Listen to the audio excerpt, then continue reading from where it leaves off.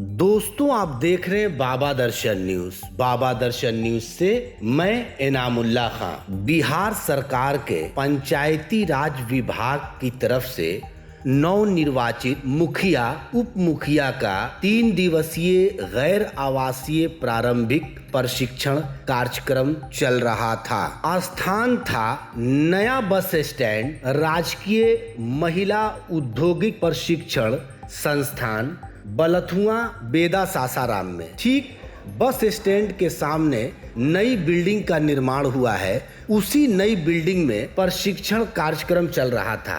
प्रशिक्षण देने वालों में प्रभात कुमार, इरशाद हुसैन, रेणु कुमारी, रंजू कुमारी, सरिता जी, अरविंद कुमार, चंद्रमणि कुमारी, प्रियंका कुमारी, संजीव कुमार प्रशिक्षण दे रहे थे। प्रशिक्षण में उन लोगों ने मुखिया को और मुखिया प्रतिनिधि को हर एंगल से समझाया, हर तरह की बातें कि जल जीवन हरियाली है, नल जल की योजना है, यानी कि जो भी योजनाएं हैं उनके बारे में विस्तृत तरीके से बताया गया। और शिवसागर प्रखंड, सासाराम प्रखंड, नौहट्टा प्रखंड, सूरजपुरा प्रखंड, नोखा प्रखंड, तिलौथू प्रखंड, यानी कि दावत प्रखंड, हर जगह के मुखिया ने अपनी उपस्थिति दर्ज कराई। काफी संख्या में मुखिया और उप मुखिया उपस्थित हुए थे। देखते हैं इस वीडियो को। और बेहतर होता, क्योंकि प्रशिक्षण होता है तो प्रशिक्षण देने वाले और लेने वाले दोनों का विचार आदान प्रदान अगर किया जाता तो समझने में और बेहतर होता और प्रतिभागी भी समझते हैं। क्योंकि प्रशिक्षण के दौरान जो प्रशिक्षण देते हैं, ऐसा नहीं कि वो सब कुछ जानते हैं, वो कुछ जानते हैं, कुछ हम लोग भी जानते हैं। इसलिए विचार शेयर निश्चित रूप से किया जाना चाहिए था। लेकिन 3 दिन के प्रशिक्षण शिविर में प्रतिभागियों का विचार शेयर नहीं किया गया। ये मेरी अपनी राय है। और प्रशिक्षण को बेहतर आगे अगर इस तरह की व्यवस्था हो तो प्रतिभागियों का विचार निश्चित रूप से आदान प्रदान होनी चाहिए। मैं नवाटा प्रखंड के अतिरिक्त पंचायत विभाग के मैं मुखिया और अधिकारियों इस प्रशिक्षण में आए तो हम लोगों को बहुत अच्छा लगा। और प्रशिक्षण में और अच्छे तरीके से समझाया गया और बताया गया।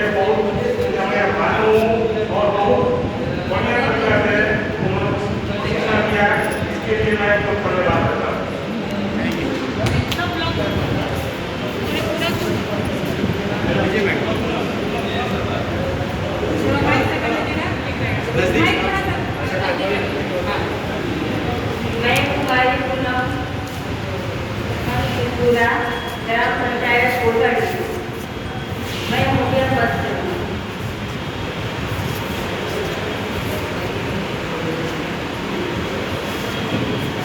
जो शिक्षण जो हो रहा है बहुत अच्छा हो रहा है।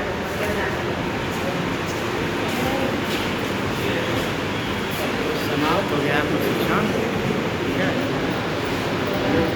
अनुसार चलने के लिए सलाह दिए हैं। प्रशिक्षणकर्ता को मेरे तरफ से बहुत हार्दिक अभिनंदन और बधाई है।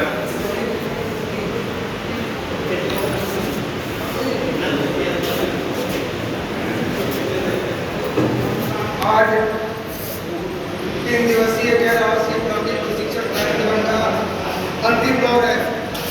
इसमें सभी हमारे प्रशिक्षण जो प्रशिक्षण दे रहे हैं हमारे अधिकारीगण, मैं सभी मुखिया, हर प्रखंड के मुखिया की तरफ से और अपने पंचायत के मुखिया की तरफ से मैं सबको धन्यवाद देता हूँ। और जो भी प्रशिक्षण कार्य हुआ अच्छा हुआ। इससे भी बेहतर करने के लिए हमारे गतियों ने मुखिया जी हैं जिनका मैं नाम नहीं जानता, उन्होंने जो भी सुझाव दिए बहुत ही उनका सुझाव सराहनीय रहा। उस तरह का बात होनी चाहिए, आदान प्रदान होना चाहिए, तभी किसी चीज़ का निष्कर्ष निकलता है। और इसके लिए मैं सही प्रशिक्षण देने वाले अधिकारी को मैं अपने तरफ से हार्दिक अभिनंदन और स्वागत करता हूँ। धन्यवाद।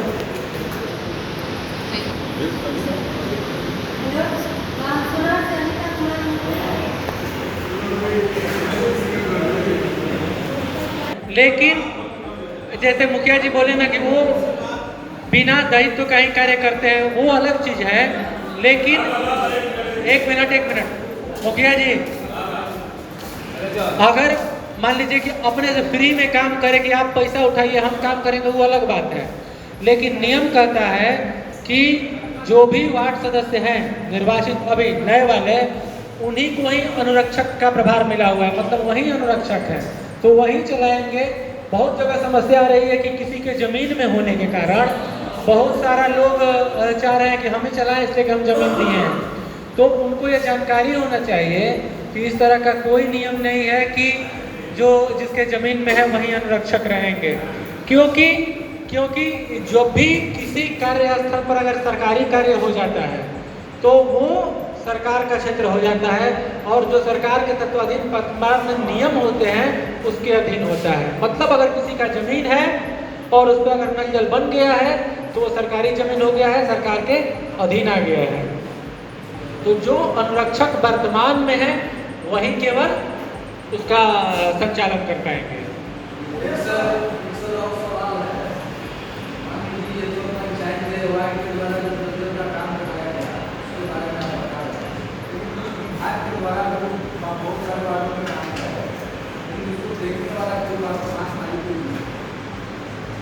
अच्छा, ये है पीएचडी के बारे में आप बात कर रहे हैं।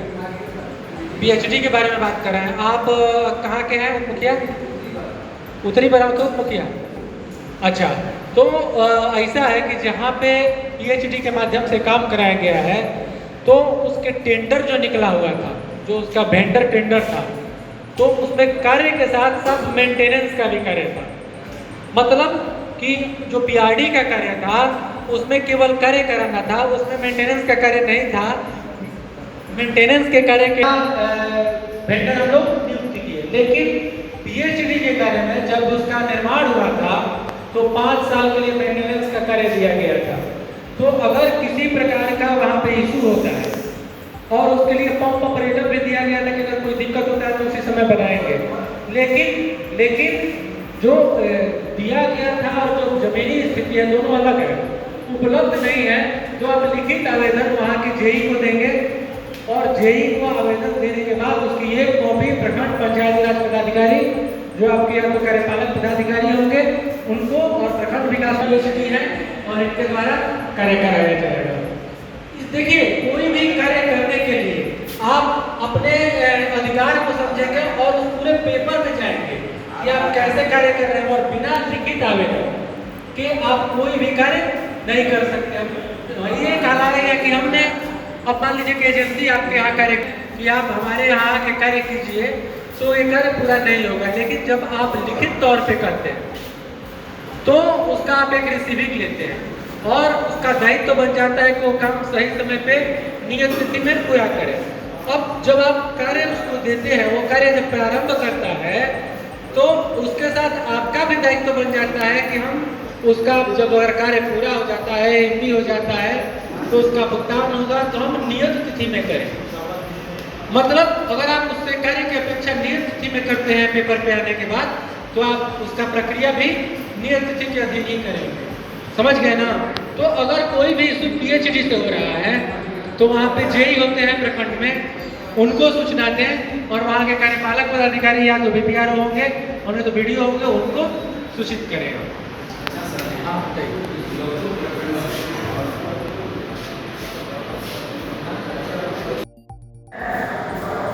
आप सभी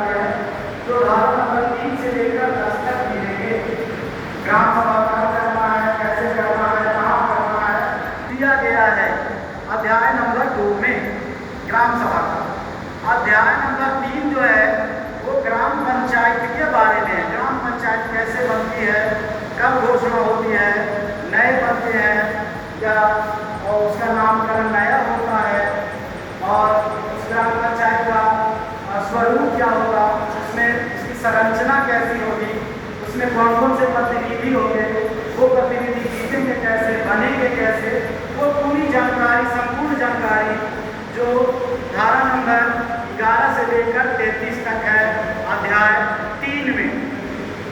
और यह जो दोनों पार्ट है अध्याय 2 और अध्याय 3 वो आपके हिस्से की चीज है। इसे आप सबसे यह गुजारिश भी है कि आप सब उसमें भी ये पूरी जानकारी संपूर्ण रूप से है। जिनको प्रखंड से नहीं मिला है वो मांग लेंगे, ले लेंगे वहाँ के विद्यालय साहब से, उसे भी पढ़ेंगे। साथ जो है वो पंचायत समिति से संबंधित है। पंचायत समिति जिसका जिक्र जो है धारा नंबर 34 से 61 तक उसमें पूरी जानकारी है। पंचायत समिति, उसमें पंचायत समिति का प्रतिनिधित्व कैसे होगा, चुनाव कैसे होगा, प्रतिनिधि कैसे बनेंगे, उनको लेवल की बात की गई थी। वो जिला परिषद त्रिस्तरीय का सबसे ऊपरी स्तर जो है वो जिला परिषद है। और यहाँ धारा नंबर 62 से लेकर 89 तक जानकारी उसमें उपलब्ध है। इसके बाद अध्याय जो 6 है, अध्याय 6 में ग्राम पंचायती से संबंधित संपूर्ण जानकारी है। ग्राम पंचायत में कौन कौन होंगे, पंच कैसे चुनाएंगे, सरपंच कैसे होंगे, ग्राम पंचायत चलेगी कैसे, लगेगी कैसे, कौन से केसों को आंकड़ा का क्या रोल होगा, ये सारी जानकारी धारा ये अध्याय नंबर 6 में है जो ग्राम पंचायत से संबंधित है। और जो अगला अध्याय 7 जो है वो 44 तक होगा। इसमें निर्वाचन प्रक्रिया जो रोल रिस्पॉन्सिबिलिटी होती है उसकी पूरी जानकारी है, कैसे होगा, आचार संहिता कैसे बनते हैं, मतलब पूरी जानकारी कैसे प्रत्याशी घोषणा होगा, सारी जानकारी निर्वाचन से संबंधित अध्याय नंबर 7 में है। और 8 में जो है इस संविधान, इस अधिनियम का फैलाव क्या है, स्वरूप क्या है, जो छुपे हुए शेष जो ग्राम है जानकारी जो है वो वार्ड सभा मुखिया जी के साथ साथ उप मुखिया जी आ रहे हैं और वो उप मुखिया जी हो गया है। जिनमें हमारा जो ट्रस्ट है इसमें जितना बात किया गया है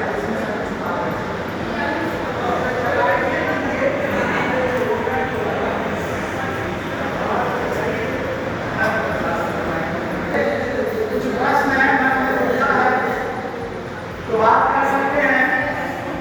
कोई मैडम ने प्रश्न से हम लोग ये जो अपना पंचायती राज विभाग का जो सफरनामा उस सेकंड बैठक में योजनाओं को हम लोग देखेंगे कितने हमारी योजना सही बात से आए हैं। अगर सही बात से पता चला तो एवरेज अगर मानते आ गया, बहुत से स्कीम्स आ गए, फिर हम स्कीम्स को छाटेंगे किसका कौन विभाग से कार्य होता है, विभाग का मेरा कौन कौन योजना उसके अंतर्गत काम हो सकता है। छठ घाट है 15 से हो जाएगा, वृक्षारोपण है, मनरेगा करवाती है ना। हम लोग छाट लेंगे कि किस विभाग से कौन सा काम होगा जो हम लोग को पता है क्या कि लोग भी बैठे हुए हैं। बहुत सारे स्कीम आ गए हमारे पास। उसके बाद उस स्कीम को हम लोग प्राथमिकता तय करेंगे। मतलब कि हमारे पास बहुत स्कीम आ गए, प्रोजेक्ट हमारे पास कम है। ये होता है प्रैक्टिकली के स्कीम तो बहुत आते हैं सब जगह से, प्रोजेक्ट कम हो जाएगा, सिस्टम पहुंचे मनेगा किसी भी बात हो। तो हम लोग प्राथमिकता तय करेंगे कि सबसे पहले किसको करवा सकते हैं। सामाजिक न्याय समिति जो बनता है, सामाजिक न्याय करना यही क्या है,